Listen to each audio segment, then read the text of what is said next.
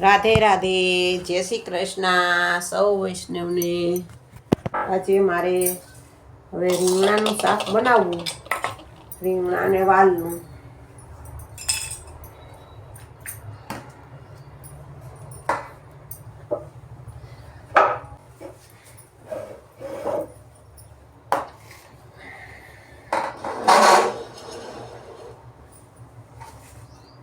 એક ચૂલે દૂધ મૂકી દીધું છે, એક ચૂલે હવે શાક વઘાર નાખોય। વાલા વ્રજમાં વેલો જય ગોકુળમાં ગમતું નથી રે, ગમતું નથી રે, મારું મન માનતું નથી રે। વાલા વ્રજમાં વેલો જય ગોકુળમાં ગમતું નથી રે। હું તો જલ ભરવા જાઉં તો મન માનતું નથી રે। એ તારા વિના બેડલા કોઈ ચડાવતું નથી રે। વાલા વ્રજમાં વેલો જય ગોકુળમાં ગમતું નથી રે। તારા વિના બેડલા કોઈ ચડાવતું નથી રે। વાલા વ્રજમાં વેલો જય ગોકુળમાં ગમતું નથી રે।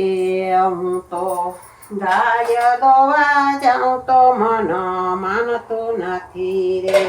હું તો ગાય દોવા જાઉં તો મન માનતું નથી રે।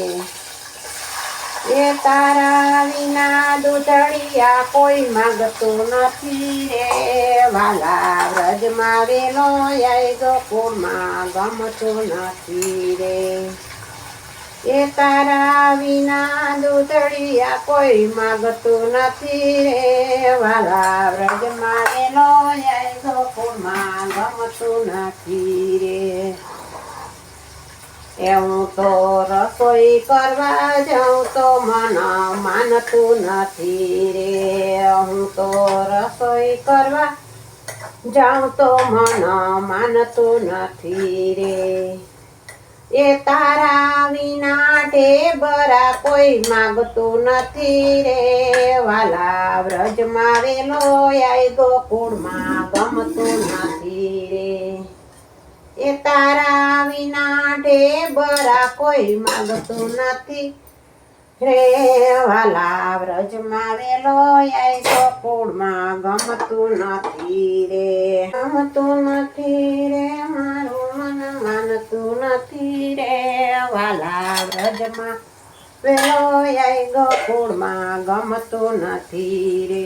હું તો છાસ કરવા જાઉં તો મન માનતું નથી રે।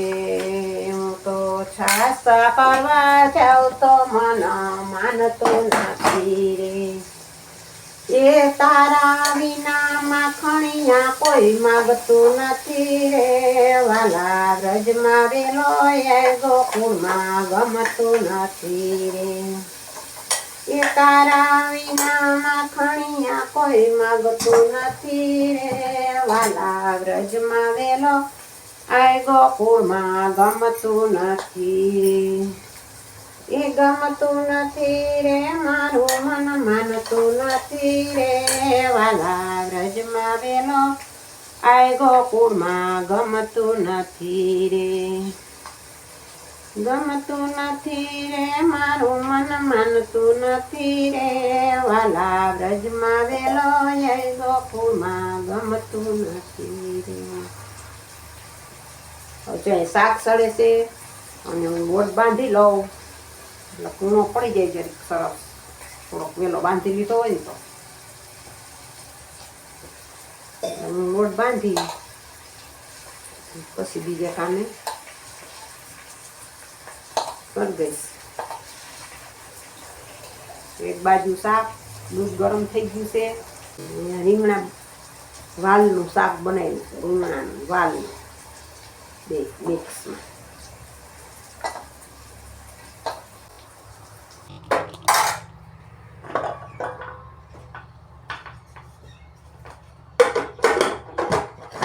ચાલો બપોર પછી હવે આ કાર્યક્રમ છે અડદ ધોકાવાનો અને જો રાઈ વાઢી, અમારે રાઈ પાકી ગઈ છે, એ આવી થઈ છે, થોડી પાકી ગઈ છે, આવી થઈ છે રાઈ વાઢી છે રાઈ થોડીક.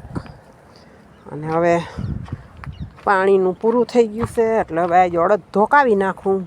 પડ્યા હતા થોડાક ભારી, એક પાસતરા હતા ને એટલે અડદને હમણાં કરવાના છે. એટલે અડદ હમણાં કરી નાખું, પહેલાં ધોકાવું.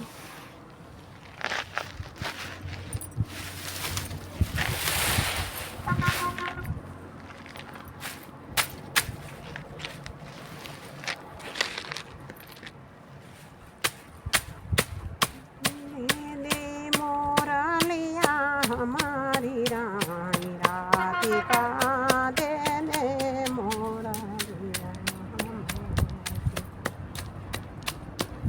ये નથી લીધી મોરલી તમારી રાણી રાધિકા, નથી લીધી મોરલી તમારી મારા વાલા દેને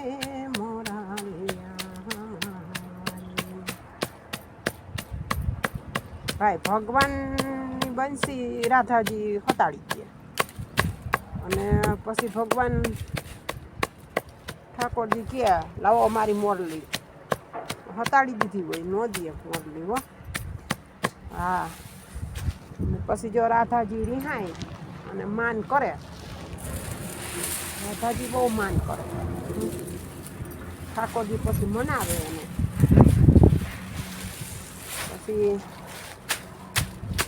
પછી એકવાર રાધાજી એમ કે તમે કોઈ દી માન નથી કરતા, એટલે ભગવાન એમ કે હું માન કરીશ ને તો પછી તમે કે મને મનાવી નહીં શકો. તો કે ના, કે તમે માન કરો એકવાર, પ્રભુ મનાવે હોય મનાવી જ લે. ધરાર ભગવાનને રાધાજી કહે નહીં માન કરો જ. રાધાજી તો ઘડીએ ઘડીએ માન કરતા હોય, પણ ભગવાન તો તોય ન કરે માન. ધરાર વાહે લઈ ગયા બહુ. પછી ભગવાને માન કર્યું, કોઈ વાતે મનાય નહીં ભગવાન. કેટલું કર્યું, કેટલા બધું આઈડિયા કર્યા, પણ તોય ભગવાન મનાણા નહીં. પછી લલિતાજી આવ્યા ને વિશાખાજી આવ્યા ને બધું સખ્યું આવ્યું, પણ તોય મનાય નહીં. મારે કે તમારે એ ક્યાં માન છે, મારે તો સ્વામીની જે એ માન છે. એટલે ભગવાન પછી ન મનાય કે આપણે માન છોડવું જ નથી હવે.